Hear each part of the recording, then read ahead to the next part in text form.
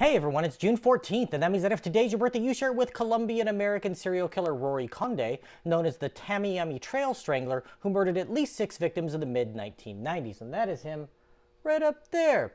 Conde was born in Barranquilla in 1965 and was raised primarily by his grandparents in Colombia and his father in Miami after his mother died of tetanus when he was just 6 months old. As an infant, he was reportedly sexually abused by his uncles, to which his wife attributed his later violent outbursts. He and his sister moved to the U.S. in 1979, living in the Miami area. At the age of 19, he met a 13-year-old girl who he married 2 years later, with the two having a rocky relationship due to Conde being an abusive husband.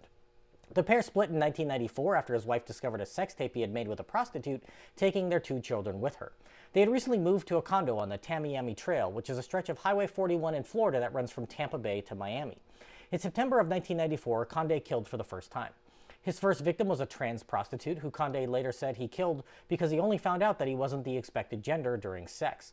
He blamed prostitutes for the end of his marriage and decided to get revenge. After yelling at his victim and blaming his marriage woes on them, he strangled them and dumped the corpse. Conde began a murder spree a month later, with 5 women who were working as prostitutes turning up dead over the 4 months spanning from October 1994 to January 1995. All of his victims were first brought to his apartment for sex, after which he strangled them from behind with signs that necrophilia occurred after they were dead. Their bodies would then be left alongside a road near Highway 41, making the sign of the cross as he dumped them out of his car. He scrawled a note on the back of his third victim with a marker saying, "Third, I will call Dwight Chan 10. See if you can catch me," but instead of the word "see," just drew a pair of eyes. Dwight Chan was a reference to news anchor Dwight Lauderdale, who anchored the news on WPLG Channel 10 in Miami. He didn't call, however, and instead killed thrice more in similar fashion. Conde left his 5th victim near his ex-wife's new apartment after feeling rejected when he tried to woo her back at Thanksgiving, but that's not exactly the best way to get someone to take you back. In early 1995, he simply raped 2 victims without killing them, later saying that he gave up killing because he thought he may return to his family. Conde was caught when a prostitute who he had tied up was able to make enough noise that his neighbors heard her screaming. He was appearing in court on a shoplifting charge at the time and returned home just to be arrested for kidnapping.